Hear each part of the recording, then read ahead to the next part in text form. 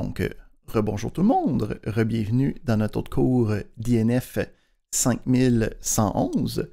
Donc, aujourd'hui, on va aller chercher des dernières informations sur un type de données qui est utile quand on travaille avec des bases de données.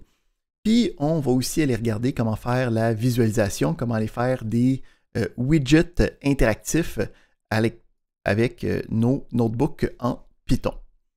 Fait que notre premier sujet de la journée, ça va être de comment représenter les dates et du temps à l'intérieur de nos environnements en Python. Donc, quand on travaille, puis en fait, c'est le même principe aussi pour les bases de données. Parce que quand on veut sauvegarder des moments, c'est quand même assez compliqué d'être capable de travailler avec ça d'une manière facile et conviviale. Donc, on a une méthodologie qui a été développée de manière très informatique pour être capable de représenter des dates et du temps. Fait que le premier principe, c'est qu'il faut comprendre qu'il existe différentes formes quand on travaille avec le temps. La première, donc on va aller voir ici les types de données qui existent. OK. Donc, le premier type de données, ça va être le temps. OK? À l'intérieur d'une journée. Donc, le principe fondamental, c'est que ça représente un moment précis dans une journée. Fait qu'on peut dire qu'on a 24 heures fois 60 minutes fois 60 secondes. C'est ça qui va être sauvegardé à l'intérieur d'un temps. Okay? Donc, un time object. Donc, on peut avoir des heures, des minutes, des secondes, des microsecondes. Ça vient avec cette représentation-là. Fait que si je veux dire, on se rejoint à 14 heures, ça va être un time qui va représenter ça. J'ai pas de jour, j'ai pas de date, j'ai pas rien avec ça. On a un deuxième type qui va être le type de date.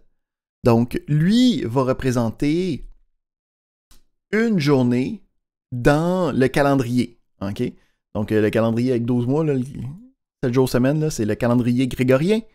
Donc, lui va me permettre d'avoir, si je dis le 4 janvier 2014, ben, c'est le type date qui va être capable de sauvegarder cette information-là. Fait que lui va être capable d'avoir l'année, le mois et le jour. J'ai un type combinatoire qui va me permettre d'avoir les deux ensemble. Donc, j'ai le datetime qui va me permettre d'avoir cette information-là avec l'année, le mois, le jour, l'heure, la minute, la seconde, la microseconde. Fait que ça, c'est toutes des choses qui travaillent autour d'un moment ponctuel dans le temps. Mais il y en a un autre qui va être pour représenter un laps de temps. Parce qu'il y a une différence entre dire l'examen est à 6 heures et l'examen est de 6 heures. Il y en a un qui est pour un point ponctuel dans le temps, puis il y en a un autre qui est pour un laps de temps. L'examen n'est pas de 6 heures, il va être de 3 heures. C'était juste pour utiliser la même unité pour qu'on comprenne bien qu'est-ce qui se passe.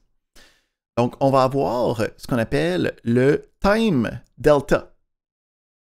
Donc, un delta de temps qui va représenter un nombre de moments entre deux dates ou date temps ou date time. Donc, le principe, c'est que je peux dire c'est quoi la différence de temps entre le 14 juin 2022 puis le 18 mars 2023. Puis là, il va te répondre avec un certain nombre de jours, un certain nombre d'heures, un certain nombre de... Donc, lui, il est capable de comprendre le laps de temps à l'intérieur d'une échelle. On en a une dernière information qui vient complémenter Parce que si je dis ça s'est passé le 14 janvier à 14h30, le 3 décembre 1948, ça me dit pas exactement dans l'échelle de temps globale quand est-ce que ça s'est passé parce que ça dépend où j'étais sur la planète quand j'ai dit cette heure-là. Parce qu'on a aussi le principe, OK, de fuseau horaire, le principe de time zone. Donc, on peut rajouter à notre time et notre date time une information du fuseau horaire. Nous, on n'ira pas toucher dans cette affaire-là. Ça devient très compliqué très vite. Fait qu'on peut se mettre de côté pour être capable de travailler de ça. Fait que le principe, c'est que souvent, on va être capable de recevoir des informations qu'on va vouloir représenter à l'intérieur de ces données-là. Fait qu'il existe deux outils qu'on va majoritairement utiliser pour être capable de travailler avec ça de base. Donc, on peut voir ici, on est dans la documentation de Python officielle. Là. On est capable de travailler avec cette possibilité-là. Donc, on a une première version qui est la classe elle-même, hein, qui me permet de créer des objets de type datetime. Donc, on a le datetime. Donc, on peut voir ici que ça me dit l'année, le mois, le jour. Puis là, puisque c'est un datetime, c'est pas juste un date, lui aussi, il y a l'heure et les minutes par défaut. Fait qu'on peut voir que par défaut, j'y ai pas comme donné les informations. Lui, il a juste fait, OK, ben c'est donc à minuit que tu voulais dire. Fait que souvent, je vais pouvoir créer moi-même l'élément. Mais il existe d'autres manières, d'autres outils qui nous permettent de travailler avec ça. Un autre qui est très souvent utilisé, ça va être le date utile, qui me permet d'extraire les données à partir de textes ou à partir de formats spéciaux. Fait que, attends, si on l'essaye, j'en ai un. Celui qui est le plus intéressant, c'est le parser de dateutil, qui va être capable de lire des dates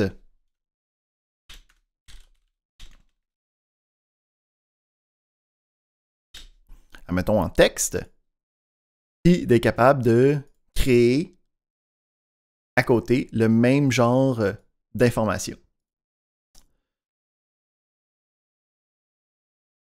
On est aussi, donc on a travaillé avec les datetime, OK, on a un principe d'un objet de Python de base.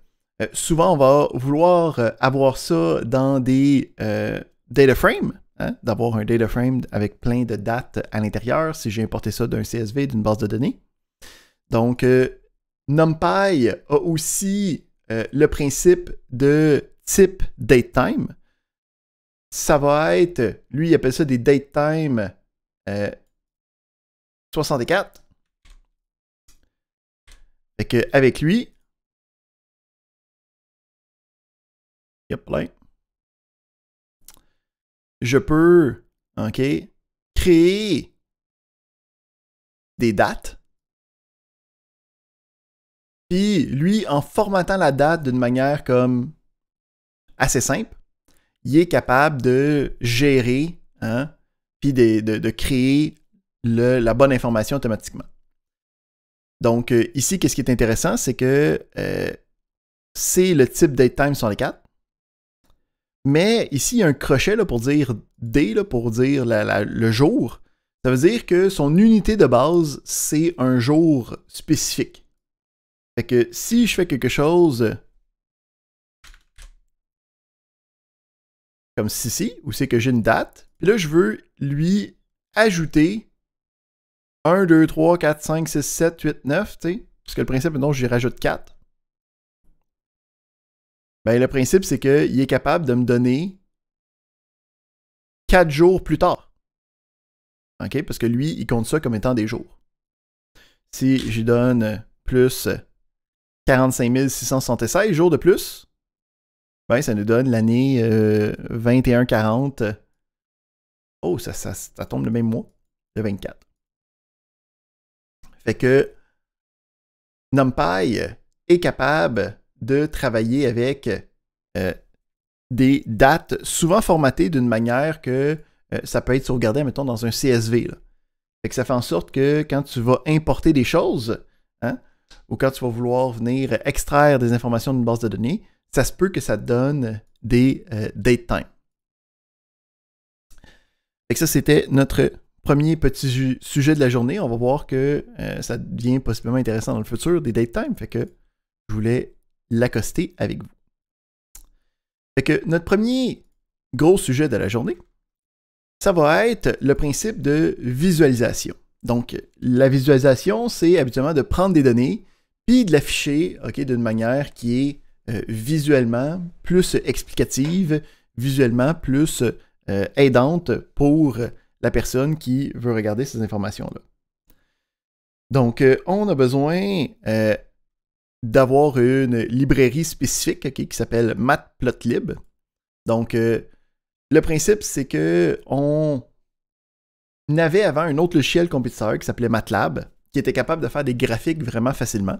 Le principe de dessiner des graphiques, donc en anglais, c'est plotting, P-L-O-T-T-I-N-G. Donc, il y a quelqu'un qui s'est dit, ben moi, je veux ça en Python, puis ça n'existe pas, fait que je vais faire une librairie qui est basée sur MATLAB, qui est capable de faire des graphiques, qui est capable de faire du plotting, puis c'est une librairie, fait qu'il l'a appelé Matplotlib. Donc, c'est la librairie de base qui existe, puis on va voir qu'elle est même intégrée à même Pandas, mais il en existe d'autres derrière là, qui sont comme un petit peu plus modernes, puis qui font des plus beaux graphiques. Hein? Puis le principe, c'est vraiment d'être capable de faire différents types de graphiques, de lui fournir les données, puis que lui, il me donne quelque chose qui est visuellement intéressant. Une fois, puis si on regarde ces différentes librairies-là, c'est basé sur Matplotlib. Ça l'utilise, puis ça le met habituellement un plus haut niveau avec plus de variantes, des couleurs de base peut-être plus intéressantes, mais ça reste le même principe derrière. Fait que nous, on va juste utiliser Matplotlib. C'est directement intégré dans les notebooks de Python, donc on n'a pas besoin de trop faire attention avec ça. Fait que la première chose qu'il faut travailler, c'est bien évidemment d'importer la librairie pour être capable de l'utiliser correctement. Donc, on va importer la librairie. Donc, lui, c'est comme une sous-librairie automatique, puis on va importer le module de plotting de la même manière qu'on a importé Pandas, puis de la même manière qu'on a importé NumPy. Donc, avec ça, on est capable de commencer à utiliser les différents outils pour faire des dessins graphiques. Là, vous allez voir, c'est beaucoup d'exemples, parce que le principe, c'est que ça permet de faire différents graphiques, il y a différentes options, il n'y a pas rien de trop extravagant en concept, c'est pas des choses qu'il faut comme... c'est pas des choses qui sont compliquées à comprendre, c'est juste qu'il y en a beaucoup de disponibles, fait qu'on va regarder un peu qu'est-ce qui se passe. Fait qu'on va se donner un premier exemple pour voir qu'est-ce qu'on a besoin de faire pour travailler avec ça. Fait que pour l'instant, on peut enlever ça juste par principe. Donc, le principe de Matplotlib, c'est d'utiliser cette fonction-là pour être capable de prendre la fonction de dessin, qui est le plot. Puis après ça, je vais y donner, si on regarde c'est quoi ces différents paramètres, on a les valeurs de x et y. Puis après ça, on a d'autres options quelconques. Fait que ici, ce que je crée, c'est que je me crée... Si on regarde, ça ici, c'est NumPy qui est capable de créer juste une série de nombres. Fait qu'en fait, dans X en ce moment, c'est juste un tableau avec les valeurs qui vont de 0 à 10, puis qui a 100 valeurs à l'intérieur. Si on le regarde, là, je ne sais pas si on peut le regarder avec plus de... Fait que c'est juste... ici 0, 0.1, 0.2, 0.5 et ainsi de suite. Là. Donc, c'est juste les valeurs qui vont de 1 jusqu'à 10, puis il y en a 100. Fait que c'est juste une manière de créer facilement des données. Fait que j'ai ce tableau de 100 valeurs-là. Puis là, ce que je vais faire, c'est que je vais appeler une fonction de transformation, que j'aurais pu sauvegarder ça dans une variable y à côté, là, mais c'est une variable intermédiaire, on n'a pas besoin. Fait que j'ai ici le principe de j'applique le sinus sur toutes ces valeurs-là. Puis, je peux voir ici que j'ai une petite affaire qui me permet de voir un premier graphique. Puis là, j'en ai un autre qui me permet de voir un deuxième graphique au besoin. Fait que, on peut voir le principe de j'ai pris des données, puis je les ai positionnées dans un graphique. Là, qu'est-ce qui est intéressant de comprendre, c'est que ce n'est pas une calculatrice graphique. Ce n'est pas capable de créer le dessin d'une fonction mathématique. Ici, lui, c'est des points XY spécifiques qu'il est en train de faire. Là. Si je mets juste 10 valeurs, okay, le principe, c'est qu'il est capable de faire chacun des points puis de les relier, mais il n'y a pas de compréhension que c'est une fonction de sinus ou une fonction de cosinus. Là. Lui, il a pris chacun des points, puis il a mis ça dans le graphique, il a relié les points, puis c'était tout. Fait que il n'est pas mathématiquement intelligent. Il est vraiment juste, encore une fois, d'un point de vue informatique, de prendre des données, de traiter les données. C'est ça qu'il est capable de faire facilement. Fait que on va regarder chacune des options qui existent quand on travaille avec Matplotlib. Donc, première chose, on est capable, puis là, je vais reprendre tout le temps les mêmes valeurs. Là. Donc, la version la plus boboche, c'est d'avoir un paquet de valeurs pour les points en X, puis les positions en X, puis un paquet de valeurs pour les positions en Y. Puis là, lui, il est capable de prendre ça, puis de générer des points à chacun des coordonnées XY, puis de les relier ensemble. C'est ça sa version comme de base. On peut voir qu'on peut l'appeler plus d'une fois, puis ça va être des graphiques différents. On peut voir que par défaut, il fait les mêmes choses. On va voir comment on peut les changer dans un instant. Fait que le principe, c'est qu'on peut dessiner autant de choses qu'on veut. Par défaut, en ce moment, le plot, ça me permet d'aller chercher des graphiques à valeurs reliées. On va voir qu'il existe d'autres graphiques. Mais avant ça, on va aussi regarder c'est quoi les options qu'on peut faire à l'intérieur de ce graphique-là. Fait qu'on est capable de changer la couleur du graphique. Fait que pour les couleurs des graphiques, on peut soit utiliser des noms prédéfinis, fait que les couleurs standards, blue, yellow, red, purple, des choses comme ça. On a aussi un code de couleur rapide. Okay? Donc le RGB, CMYK, c'est des lettres que je peux mettre qui sont automatiquement reconnues. On peut utiliser une valeur numérique entre 0 et 1 pour représenter un ton de gris. Fait qu'on peut voir ici, on a un ton de gris à 0.075. On a des valeurs en hexadécimal. Donc, on avait parlé de l'hexadécimal. Le principe, c'est que les couleurs sont répertoriées. Je ne sais pas si vous avez la théorie des couleurs, là, mais c'est le mix du rouge, vert et bleu, du RGB. Fait qu'ici, on a le ton de rouge, le ton de vert, le ton de bleu de 0 à FF, donc 2 valeurs en hexadécimal. Puis ce mix-là me donne le résultat que je veux. On peut aussi utiliser le même principe, mais à la place d'être de 0 à FF, des valeurs numériques de 0 à 1 dans un tuple. Donc, on avait vu les tuples avec des parenthèses plutôt que des crochets carrés. Puis, on a aussi d'autres noms spécifiques. Là, donc, dans du code HTML, là, il y a une série de comme une centaine de noms de couleurs qui existent, plus fancy que juste des couleurs de base. Puis, tu peux aussi utiliser tous ces noms de couleurs-là au besoin. Fait qu'on a tout ça qui sont disponibles du niveau des couleurs. Donc, on peut voir ici que le principe, c'est que Plot a ses éléments primordiaux, puis a des paramètres nommés pour être capable d'aller chercher les informations additionnelles. Autre chose qu'on est capable de faire avec les différents types de graphiques, ça va être les versions des lignes. Donc, on peut utiliser le line style pour être capable d'avoir des versions solides. Ok, attends, je vais mettre ça un petit peu plus petit pour que ça fitte à l'intérieur de la page. Donc, solide, avec des tirets, avec des tirets pointillés, juste des pointillés, qui sont les 4 valeurs là ici. Ou sinon, tu peux aussi utiliser juste des abréviations. Fait que un tiret, c'est juste directement. Double tiret, c'est que c'est des dashes. Tiret point, c'est que c'est tiret point. Puis 2 points, c'est que c'est juste des pointillés.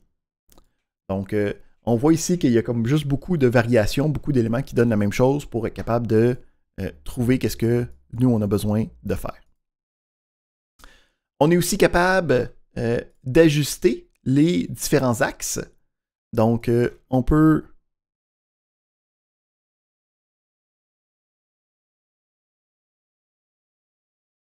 Attends, je vais me remettre mon X à 100 pour que ça soit un petit peu plus clean. On peut aussi travailler avec la présentation du graphique.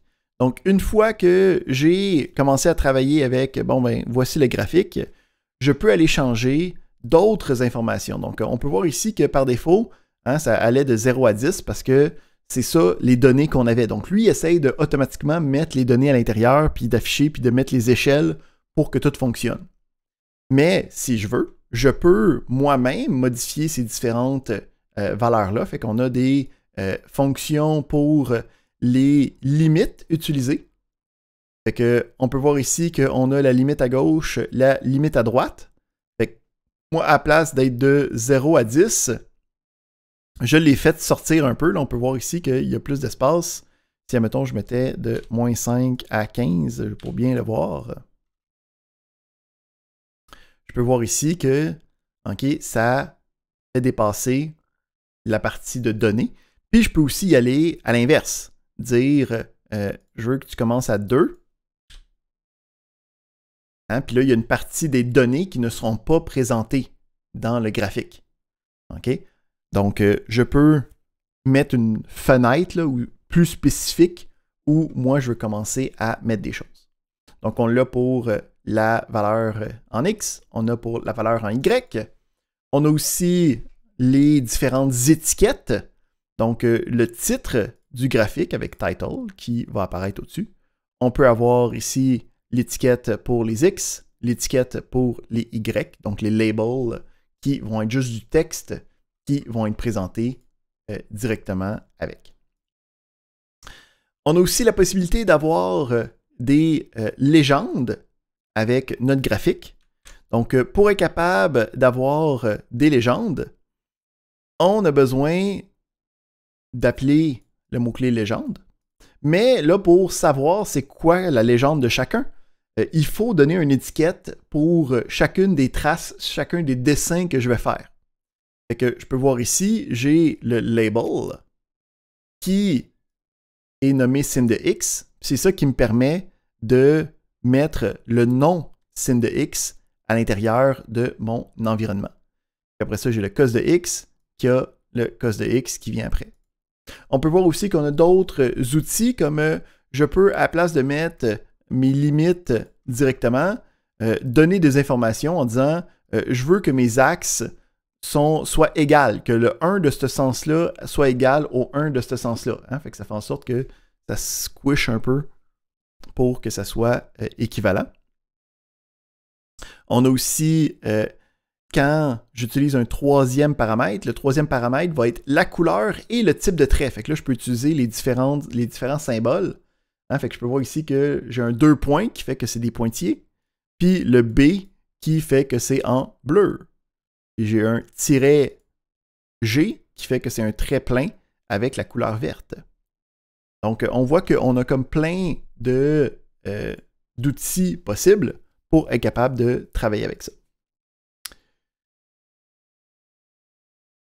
Ça va bien. Là, on va commencer avec, on revient avec notre exemple initial, mais à place d'avoir des pointillés, on va avoir des marqueurs. À place d'avoir des traits qui sont complètement un après l'autre, qui sont reliés, pardon, on va avoir des nuages de points.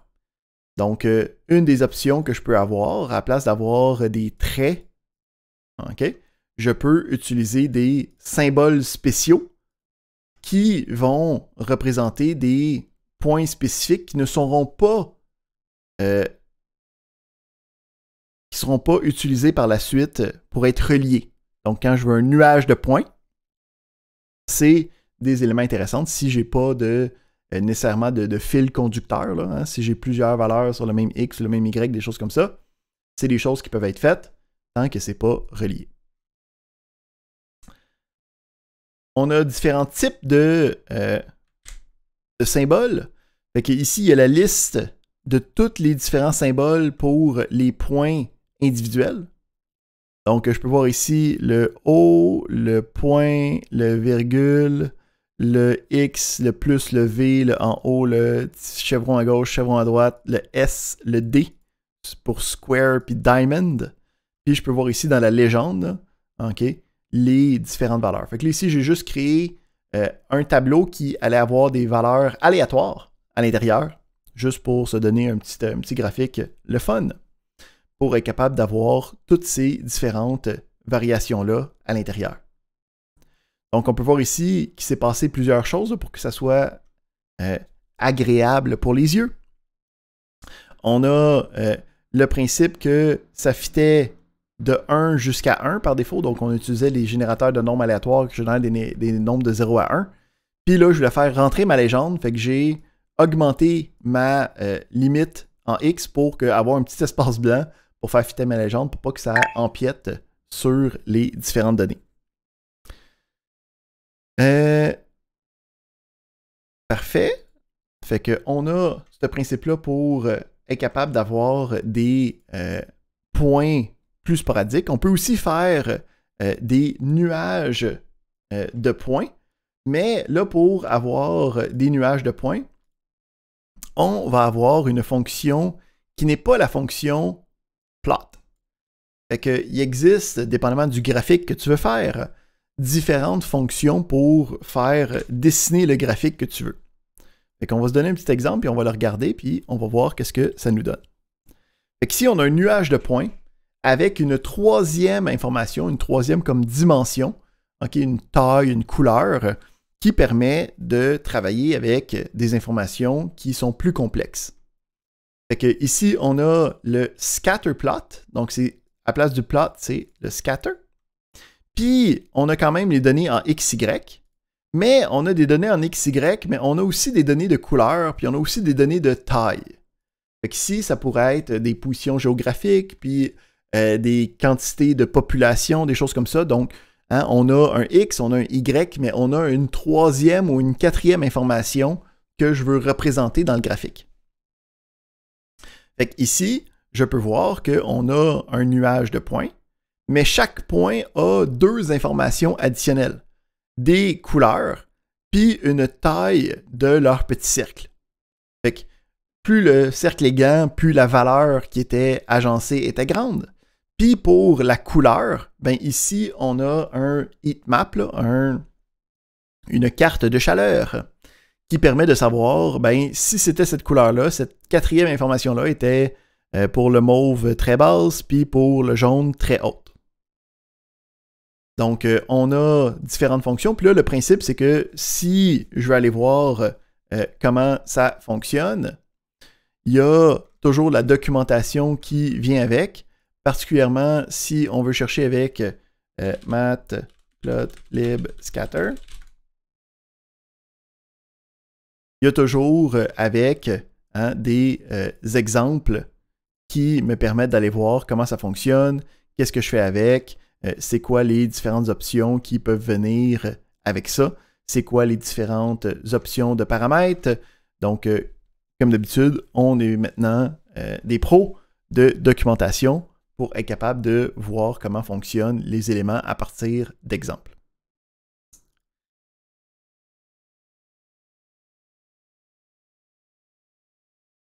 Fait qu'ici, pour juste se donner un exemple de à quoi peut ressembler des nuages de points,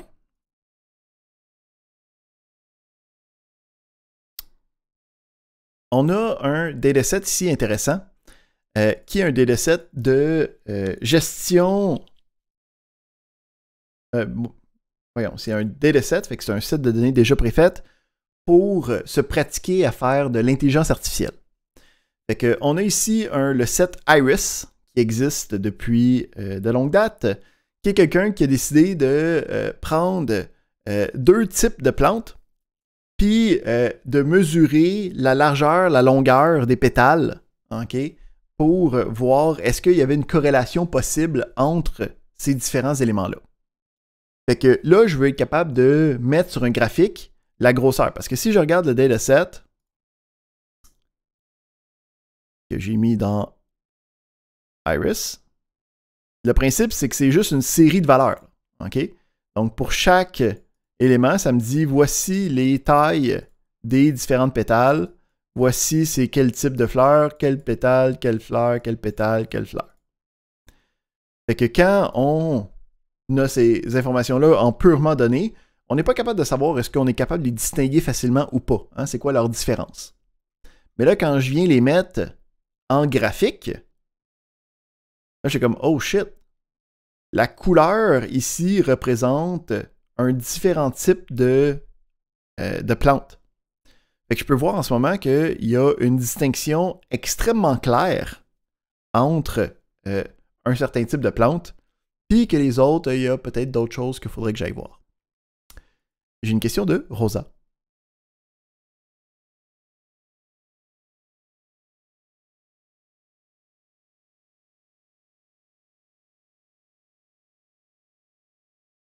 Ici, là? C'était quoi l'autre élément que tu as demandé avant? Ok, seulement ça? Ok. Fait qu'on va aller le voir. Fait que ici. Fait que ici, premièrement, pour le nom, hein, c'est CMap pour Color Map. Donc, le Color Map, c'est quelles valeurs vont être utilisées pour être capable de représenter l'échelle de couleur. Okay? Donc, il existe différents noms de cartes de couleur, hein, comme de bleu à rouge ou de blanc à noir, pour dire quelle valeur fait quoi. Le Viridis, c'en est juste une qui est là disponible par défaut. Donc, ici, mettons que je vais aller les chercher. Est-ce que j'ai... Fait que le principe, c'est que dépendamment de qu'est-ce que tu veux représenter, okay, on a différentes versions de disponibles. Fait que tu vois, le Viridis ici va de mauve à jaune, mais on a Plasma, Inferno, Magma, Cividis, le Grays, Purples, Blues, blablabla. On a des valeurs de gris, on a des valeurs de divergence. Tu sais que dans le milieu, c'est différent. Donc, c'est le nom du color map. Fait qu'on peut voir qu'il y a plein de différents types de couleurs, là. Tu peux aller t'amuser, comme on dit.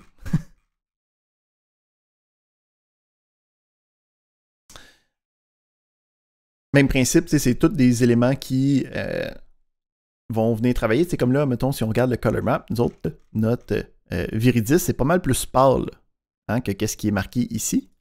Ben, c'est parce que ici, on a changé le alpha à 0.2, ce qui me permet de... Le alpha layer, c'est la transparence.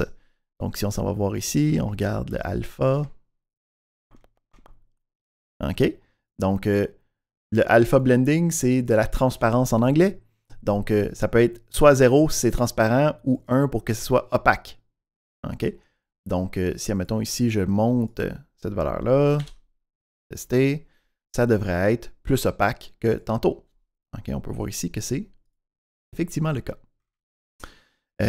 Si je voulais montrer justement cette barre de couleur-là, j'avais la fonction color bar qui est disponible, qui me fait afficher, okay, la partie de cet élément-là.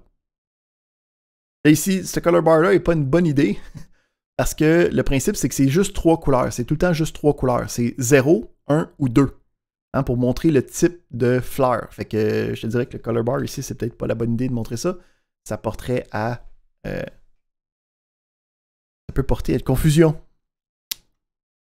OK? Fait que on a ici notre deuxième type de graphique qui est le scatterplot. On en a un autre. Là, ici, on fait juste les passer au travers. T'sais. Le principe, c'est que si on s'en va dans Matplotlib, hein, le principe, c'est qu'on en a une série. Puis, c'est juste de savoir qu'il existe. Hein, plot, scatter, bar, stem, step, fill between, stack plot. Puis là, pour chacun, ben, tu peux aller voir OK, comment ça fonctionne. C'est quoi la fonction, c'est quoi les différents éléments. Donc, je vais juste comme vous montrer les possibilités. Comme ça, on est capable de savoir qu'est-ce qui est possible. Puis à chaque fois, tu peux aller chercher des exemples, tu peux aller voir c'est quoi les paramètres, commencer à travailler avec. Fait qu'on a les bandes d'erreur. Donc, le principe ici, c'est qu'on a des points XY, puis ils ont toute une bande d'erreur qui sont automatiquement mis en haut et en bas. Donc, ça permet de voir comme j'ai cette valeur-là, mais je sais que j'ai un taux d'erreur de 0.8 autour, fait que ça me permet d'avoir ici cette information-là directement à l'intérieur. On a des histogrammes.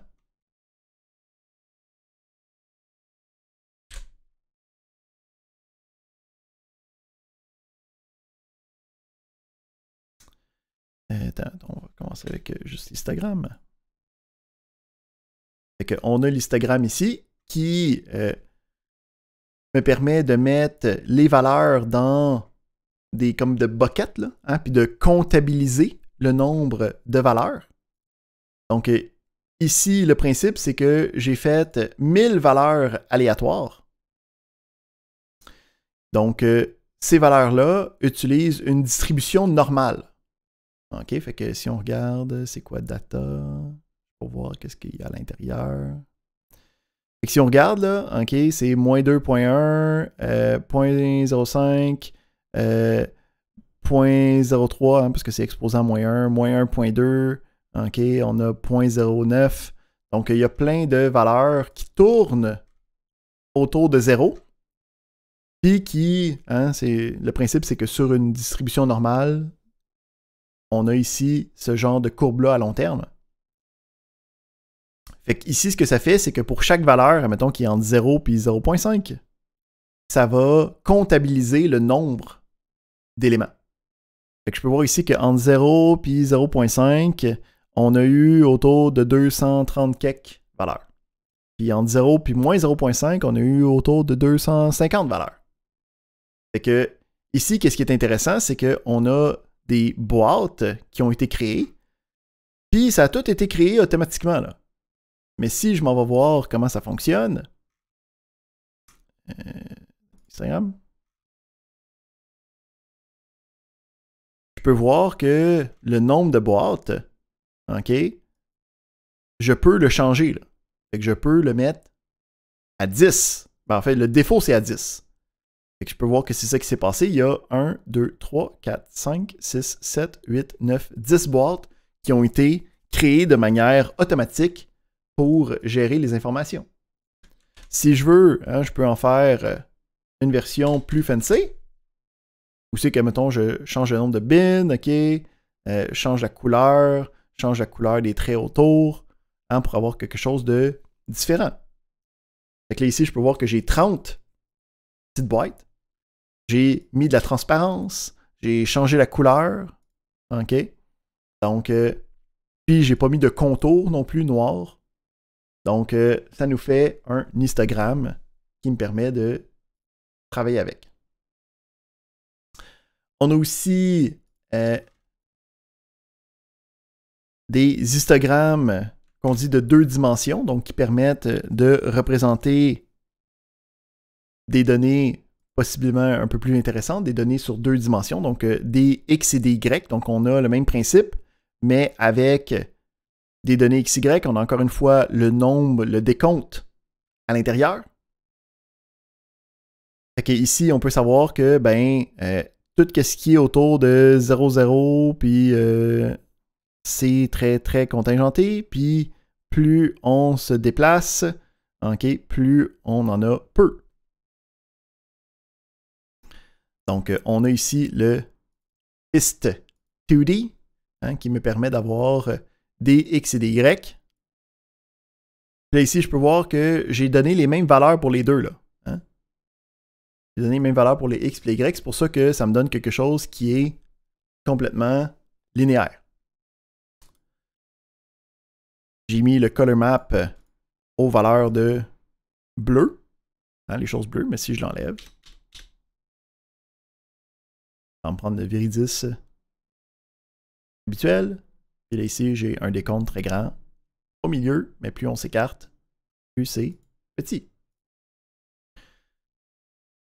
Donc, on est capable d'avoir des éléments qui sont graphiques, puis on a différents types de graphiques possibles. Donc, il y en existe d'autres, comme notre gentille tarte.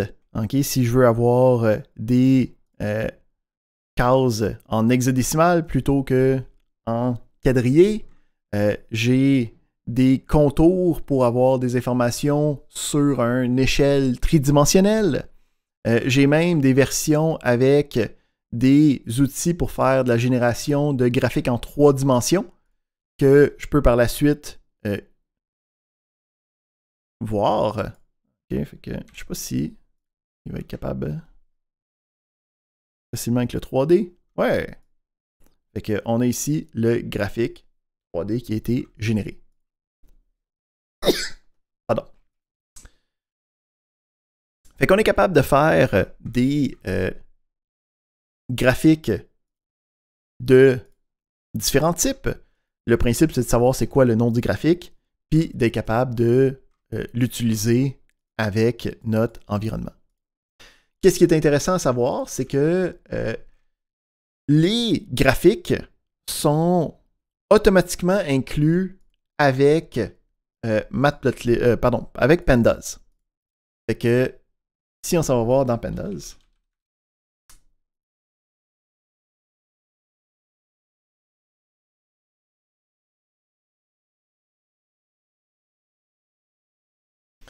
donc j'importe les éléments dans Pandas, mais une fois que j'ai travaillé avec un data frame, je peux demander au data frame de directement faire son graphique. Donc, toutes les différentes fonctions de plotting, donc plot, scatter, bar, stem, step, fill between, sont toutes directement accessibles à partir du data frame. Fait que ici, je peux. OK, fait que si on prend l'exemple, je crée un data frame à partir d'un CSV. Attends, je vais mettre ça un petit peu plus grand pour qu'on puisse mieux voir. Donc, je lis un CSV, OK, qui me donne un data frame. Si je regarde c'est quoi le data frame, j'ai 3 différentes stations avec des dates puis des valeurs, OK, à chacune des dates. Des date time, en fait. Fait que si j'ai dit, prends ça, là, puis fais juste, donne-moi le graphique. Il va être automatiquement capable de faire l'échelle en voyant que les index, c'est l'axe des X. Il va voir que chacune des colonnes, c'est différents graphiques à dessiner. Il va dessiner chacun des graphiques, puis il va te donner une légende pour savoir c'est quoi en utilisant le nom des colonnes. Donc, Pandas et Matplotlib Aware, puis même qu'il va venir t'aider pour te faciliter la vie. Tu peux quand même mettre les différentes options à l'intérieur, mais lui, il va générer automatiquement la majorité des informations que tu pourras avoir besoin. Puis, si tu utilises, mettons, genre juste une des colonnes, hein, puis que tu fais le plot de juste cette colonne-là, ben, ça va juste te donner cette information-là spécifique. Donc, on est capable aussi de travailler en changeant l'axe des X, l'axe des Y. On peut voir ici qu'on va chercher le scatter à la place. On voit ici les différentes informations. Donc, tout ce qu'on est capable de faire avec Matplotlib, on est capable de le faire directement avec Pandas aussi, ce qui va nous faciliter la vie grandement quand va venir le temps de faire des graphiques. Fait que ça, c'était notre deuxième sujet de la journée. On va se prendre une petite pause avant de s'attaquer à notre deuxième sujet de la journée. Ben, notre dernier sujet qui va être les widgets interactifs. Fait que on se prend une petite pause. On revient à 19h. À tout de suite.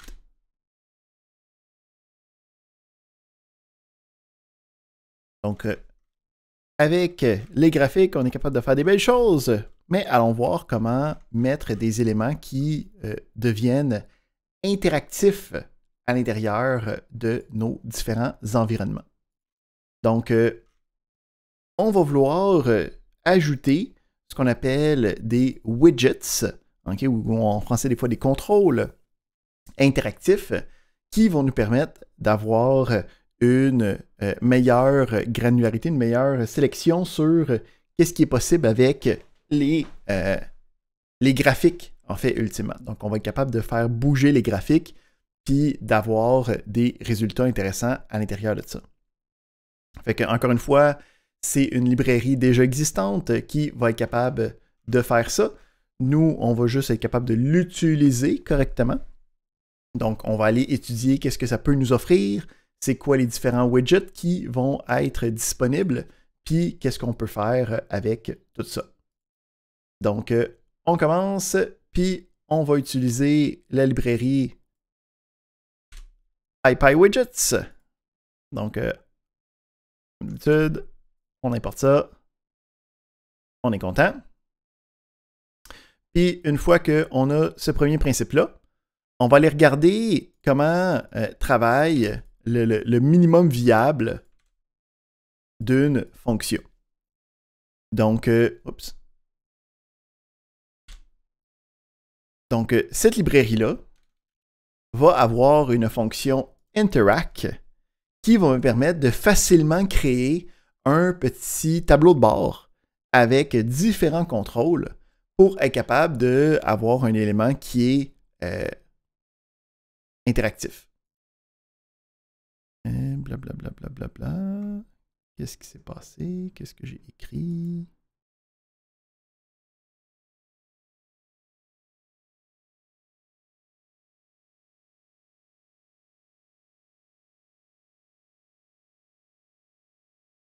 J'ai besoin d'un Y qui ne devrait pas avoir besoin. Allons-y avec ça. OK. Donc, le principe, c'est qu'on va avoir une fonction, OK? Puis la fonction va me retourner un changement où c'est la fonction qui va être, qui va recevoir les différentes informations, OK, de mes widgets. Donc, dans ce cas-ci, ça fait juste retourner une valeur par rapport, OK? On peut voir ici le résultat de la valeur.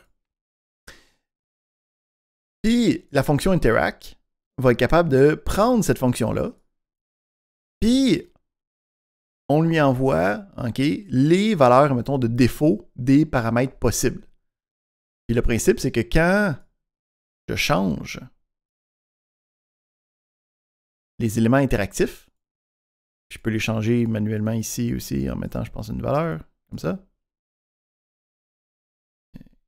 Comme ça. Ça va jusqu'à 30, mettons, je mets 3. Ça change le résultat derrière. Donc, qu'est-ce qui se passe? C'est que lui, il crée à partir de ces informations-là les différents widgets. On va voir qu'on va avoir comme une sélection des widgets que je peux choisir moi-même. Parce que là, en mettant 10, là, il a dit, OK, ben c'est correct, c'est moi qui décide que ça va de jusqu'à 30 jusqu'à moins 10. Il n'y a pas de raison autre que ces valeurs par défaut. Fait que nous, on va vouloir être capable de travailler avec ça, puis on voit que ça nous retourne le résultat. On va voir qu'avec des graphiques, on va pouvoir changer les données des graphiques pour décider qu'est-ce qui va être affiché correctement. J'ai une question de Jean. Bonjour.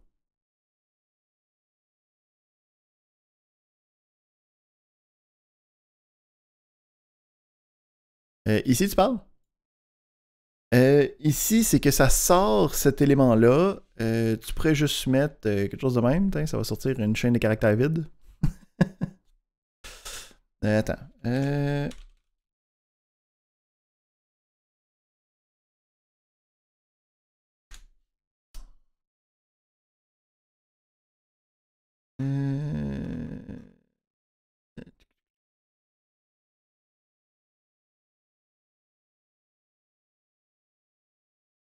Il y a sûrement un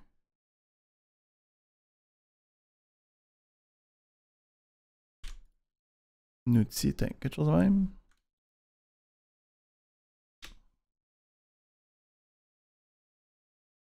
Là, ça veut juste tout l'enlever. Ouais, non. Je suis incertain.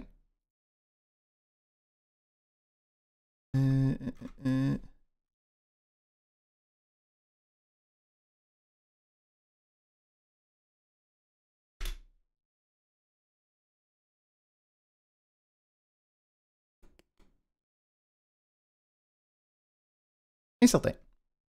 Mais au pire, comme j'ai dit, on peut avoir quelque chose de plus petit au moins, là, pour avoir juste... Ah oui, là, j'ai gardé le capture. Pour avoir quelque chose de petit qui change pas beaucoup la donne. Et voilà. Fait que ici, qu'est-ce qui est intéressant, c'est que ça l'a créé comme des sliders automatiquement, mais c'est pas nécessairement tout le temps ça que je vais vouloir avoir. OK? Donc, ce que nous, on va aller regarder, ça va être le principe de pouvoir se créer nous-mêmes le slider avec nos propres versions. Donc ici, je pourrais dire qu'il va, mettons, jusqu'à 15, puis il va jusqu'à 5. Ah là, il faut que je mette aussi Y.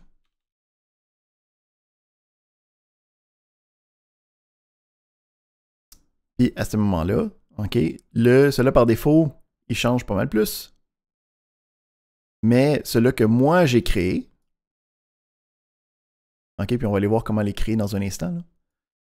OK, je peux voir que moi j'ai spécifié c'était quoi qui était disponible. Puis ça reste avec cette possibilité-là.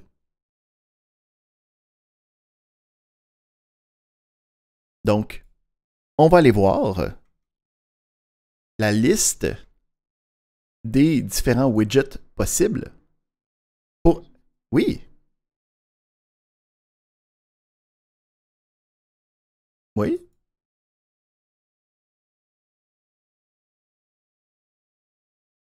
Ben, le principe, c'est que moi, j'ai juste dit qu'il commençait à 10. Puis là, lui, il a décidé qu'il allait avoir un range de 20 tout seul. Là. Fait que ça va donc jusqu'à 30, jusqu'à moins 10. Mais mettons que moi ici, j'ai mon autre X. Hein, moi, je l'ai mis de 5 à 15, mais si je voulais, je pourrais le mettre à moins 20, mettons.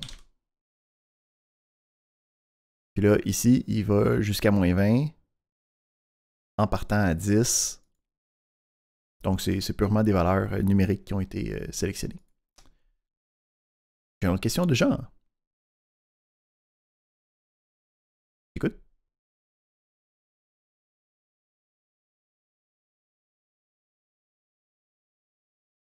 Ici, ça représente... Oui, oui, oui, oui.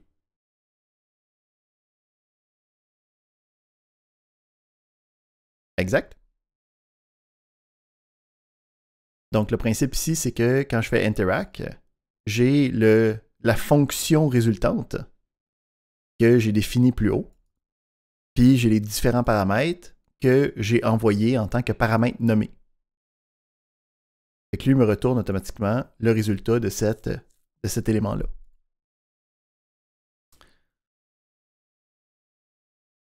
Puis là, ici, qu'est-ce qui va être intéressant? C'est, avant de regarder les autres widgets, c'est qu'est-ce qui arrive si, dans ma fonction, je change, pas je change, mais j'utilise les fonctions de génération de graphiques.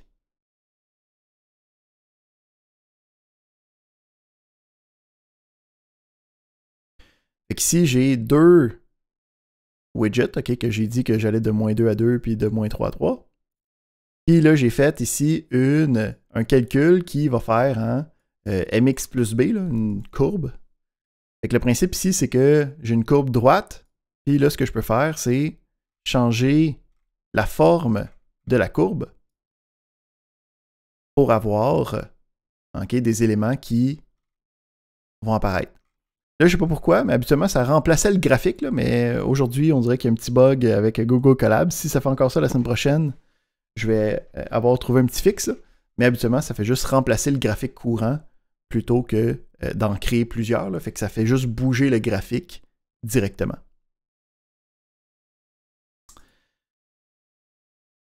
Fait qu'on va aller voir c'est quoi les différents contrôles qui sont disponibles pour être capable de construire une application intéressante. Fait qu'on a premièrement les sliders, okay? Donc les widgets numériques. Donc il y a deux types, il y en a un int, il y en a un float. Hein? Donc pour les entiers, pour les nombres flottants. Puis tu peux interchanger les deux dans toutes les options qu'on va avoir. Là. Fait qu'ici, il y a int slider, mais il existe aussi float slider avec pas mal les mêmes options. Fait que à partir de widgets, je peux faire un int slider, puis il y a ces différents paramètres-là. Si je ne le mets pas, c'est que ça va prendre les valeurs par défaut. Hein? Fait que je peux voir ici que j'ai une valeur initiale, une valeur minimum, attends, on va le mettre un petit peu plus gros, une valeur maximum, puis un saut duquel je peux me déplacer. Fait que je peux sauter de 1 à chaque fois. Je peux y donner une description, je peux y donner une orientation. Fait que ici, je peux voir hein, que ça me donne de 0 jusqu'à 10 en sautant de 1 à chaque fois. Même principe avec le float slider, mais cette fois-ci avec des valeurs qui peuvent être fractionnaires. On a la version verticale, si je veux. Donc, on a des éléments logarithmiques. On peut aussi en avoir un qui me donne un range. Okay? Donc ici, qui me donne des valeurs de 2 jusqu'à 8 pour être capable d'avoir un range. Même principe avec le float. On peut en avoir un de progrès. Donc ça, c'est plus dans des programmes qui loadent des affaires. Ce n'est pas des choses qui vont nous intéresser. On peut avoir juste une boîte avec un contrôle à droite qui me permet de changer les différentes valeurs, puis je peux aller changer la valeur moi-même à l'intérieur. Je peux juste avoir ici, y a d'autres choses par rapport à ça d'intéressant? Non. Donc, on a ces éléments-là qui sont disponibles. On en a aussi qui sont des valeurs booléennes. Donc, true ou false. Donc, j'ai un toggle button qui me permet de cliquer dessus, clic, clic, clic. Puis le principe, c'est que cette valeur-là va être considérée comme étant vraie ou fausse. OK? Donc ici, mettons qu'on essaye de le faire juste pour voir ce que ça donne. On se fait un widget. On va se le faire, on va l'appeler W1. On va se faire une fonction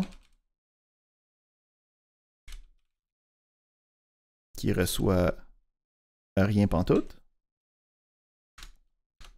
Donc, il va recevoir une information de W, puis qui va juste retourner W. Je vais remettre là. J'ai mis function, mais je vais écrire def. Je me trompe de langage, merci. Il faudrait que j'écrive return correctement aussi. Et après ça, je peux avoir mon interact qui reçoit F et qui reçoit W1.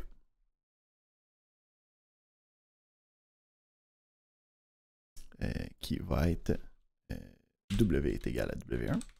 Le nom de nombre de paramètres d'entrée, c'est W. Et le widget qui va traiter ça, ça va être W1. Je suis capable d'écrire interact comme il faut.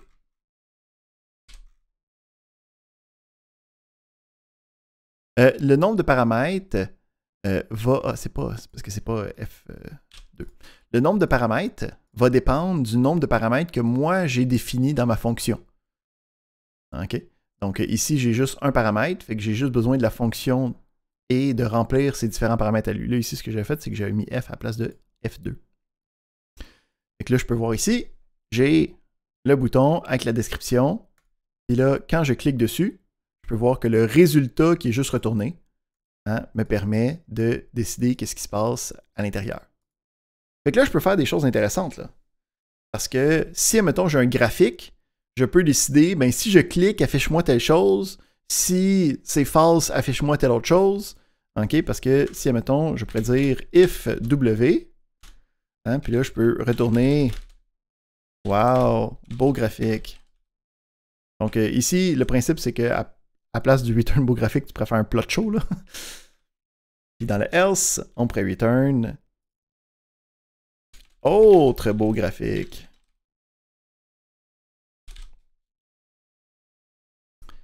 Donc, quand je clique dessus, ça change le résultat. Puis le principe, c'est que le graphique va être mis à jour.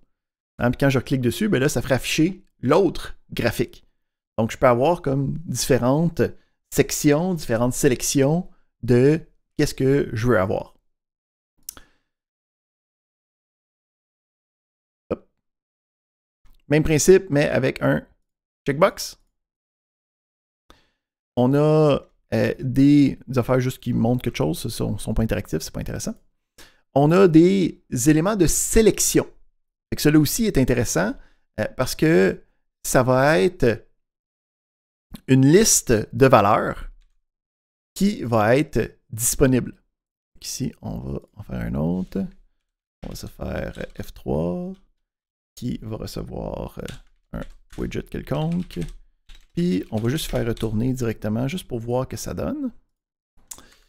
Puis, on va l'appeler W3. On va faire Interact.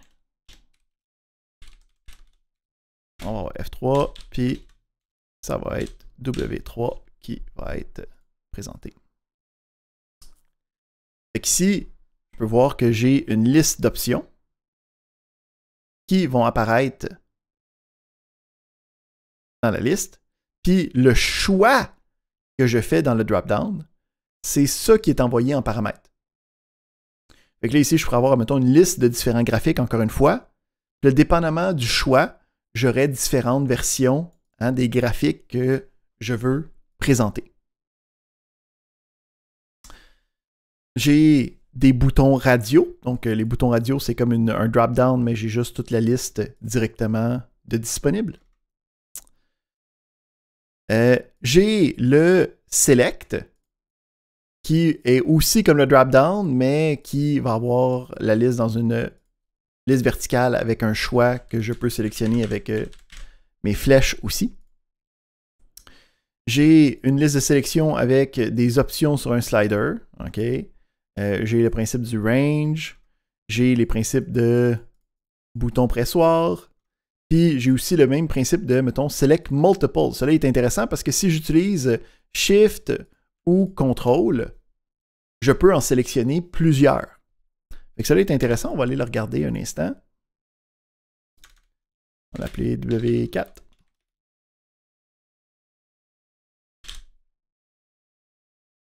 Fait qu'ici, je vais juste retourner qu'est-ce que lui, il me donne en sortie. Fait que je peux voir que quand j'ai sélectionné orange, il me donne orange. Quand je sélectionne Apple, il me donne Apple. Mais on peut voir ici que c'est intéressant. Il me le donne d'une manière bizarre. Là, Il me le donne dans des parenthèses. Donc, c'est dans un tuple qu'il me le donne.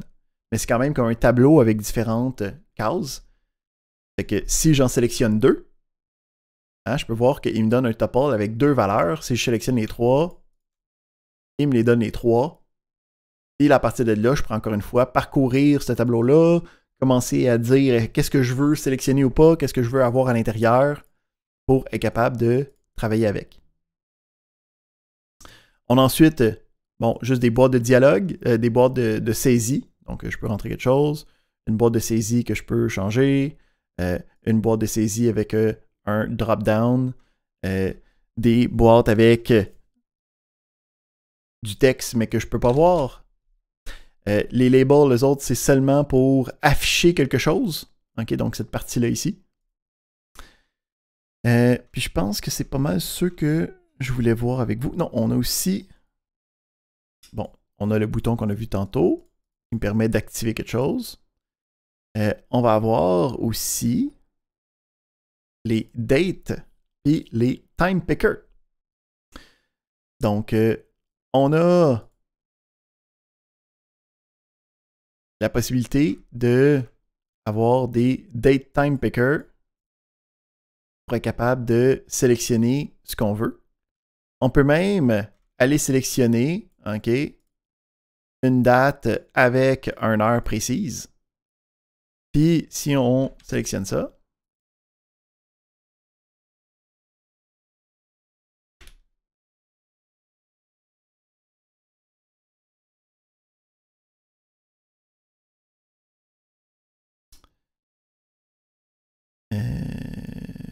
j'ai-tu pas mis le bon temps? On va juste prendre, mettons, le date picker.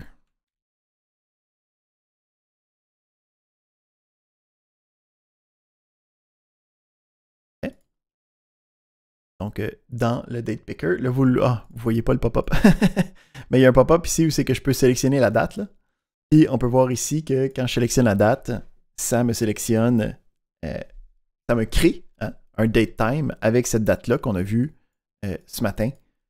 Pas ce matin, tantôt, pour être capable de voir ces éléments-là. Question pertinente, on me demande est-ce qu'on va devoir mémoriser cette affaire-là pour l'examen? Pas pantoute. Donc, ça ici, c'est plus pour le travail pratique, de voir qu'est-ce qui est possible. Dans le travail pratique, je vais vous donner, voici ce que je veux que vous fassiez, puis là, il va falloir que vous alliez éplucher un petit peu la documentation pour être capable d'aller trouver comment le faire fonctionner. Dans l'examen, ça serait quelque chose qui s'est déjà donné, là. Pas besoin de savoir les options. C'est pas le but du cours. Je pense que c'est pas mal ça pour cette partie-là. OK? Fait que si on regarde, qu'est-ce que ça peut donner? J'ai-tu quelque chose?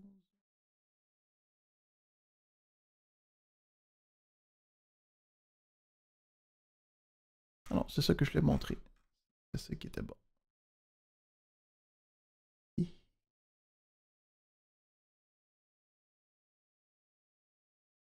Comme ça.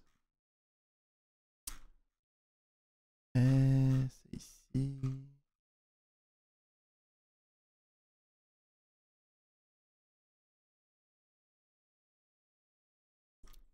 Ok, mes affaires.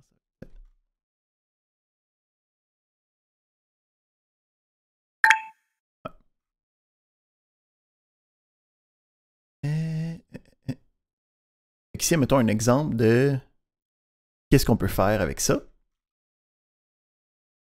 Si on reprend l'exemple qu'on avait tantôt, qu'on avait vu avec Pandas, puis qu'on regarde comment rajouter des widgets pour mettre ça de manière plus dynamique.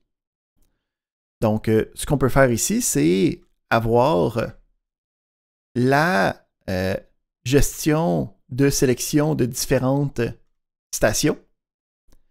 Fait que par défaut, j'ai le nom de mes colonnes. Parce que ça, c'est mon data frame. Dans le data frame, il y a déjà toutes les informations intéressantes. Avec les différentes dates, avec les différentes informations.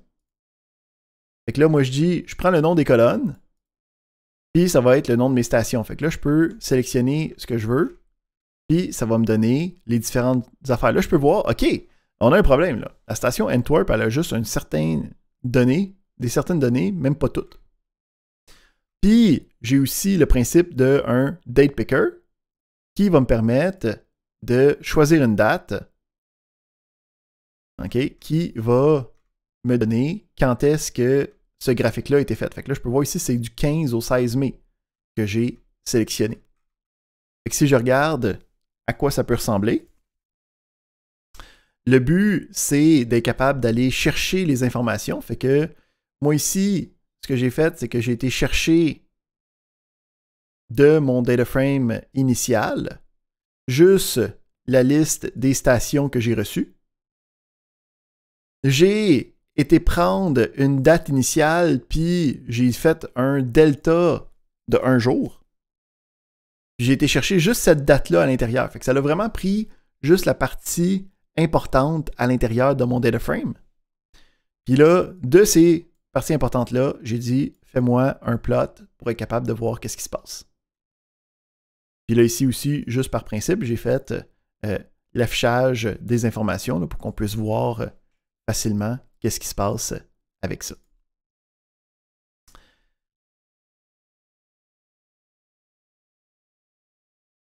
Parfait. Fait que, comme d'habitude, avec ces informations-là, on va avoir des outils de visualisation. Donc, on va demander de créer un graphique avec des contrôles interactifs par rapport à ces possibilités-là. C'est là-dessus aussi que va porter une bonne partie du deuxième travail pratique, mais il nous faut encore avoir le prochain cours de la semaine prochaine sur les bases de données alternatives qu'on va aller voir avec les bases de données comme MongoDB. Ça va nous permettre d'aller avoir une source de données, puis d'être capable de consolider tout ça ensemble. J'ai une question de Raymond.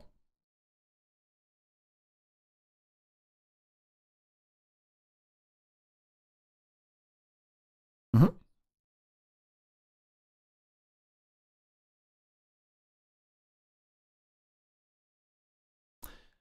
Oh yes. Donc, c'est vraiment juste. Ouais, ben c'est ça, c'est ça. Mais tu sais, il y a pas, comme j'ai dit, il n'y a pas de nouveau concept là, là, à comprendre, puis comme incrusté dans notre cerveau. C'est vraiment juste, voici les options possibles, puis là, tu fais juste prendre celui que tu veux, puis comme le tweaker comme tu as besoin. Là. Oui, mais la problématique, c'est que quand le tweak marche pas, c'est là que vient le plaisir. Mais ouais, c'est pas mal ça. Comme il va y avoir une partie d'importation aussi, puis une partie de transformation qu'on a vu dans les dernières semaines, là, ça va. Mais la partie, ça va vraiment être juste, tu prends ce qu'on a fait, on change un peu, puis ça donne les résultats qu'on veut. J'ai une autre question de Jean-Marc. Bonsoir. Il est nulle part, parce qu'on n'a pas encore assez d'informations. C'est après, on va avoir la présentation du deuxième travail pratique après le cours de la semaine prochaine. Il va être à remettre la journée avant l'examen, comme pour le premier travail pratique. Et que ça serait ça pour nous pour ce soir. Comme je l'ai dit, on a les exercices pour la visualisation. Donc, on vous donne un lien vers un dataset déjà préfait, puis on vous demande de créer de la visualisation avec différents contrôles. Donc, vous allez voir que quand on le fait, il y a toujours des petites accroches, puis c'est là que ça devient plus difficile. La semaine prochaine, on commence à regarder les bases de données alternatives comme MongoDB et Redis, qui va être notre dernier cours officiel de matière pour le cours en tant que tel. Après ça, il va nous rester un dernier cours qui va être extracurriculaire. Donc, c'est pas des choses qui vont être dans l'examen, c'est pas des choses qui vont être dans le TP. C'est comme les prochaines étapes dans le monde de la science des données. Puis après ça, on va terminer la session avec une révision et l'examen final. Donc, c'est tout pour nous ce soir. Je vous souhaite une bonne soirée, puis on se revoit la semaine prochaine. Oh, j'ai une autre question de Jean avant de se quitter.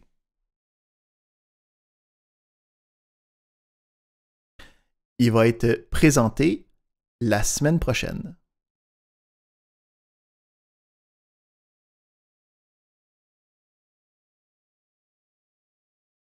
Exactement. Donc, il va y avoir une gestion de sources de données externes, de visualisation et d'interactivité à l'intérieur.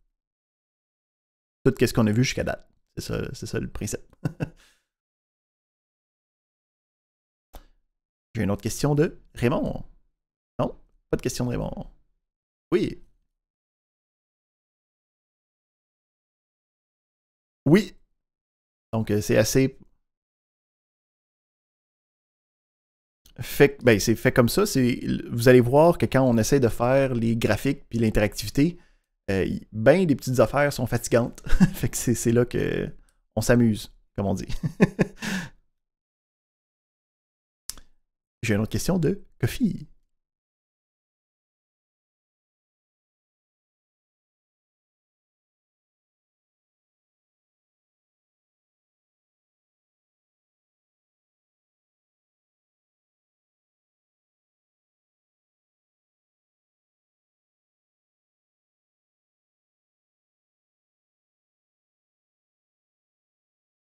ben, si tu veux aller voir dans la chaîne YouTube, il y a mes enregistrements de la session passée, puis il y a la vidéo de préparation à l'examen. Ça va être la même préparation. Fait que... Excellent.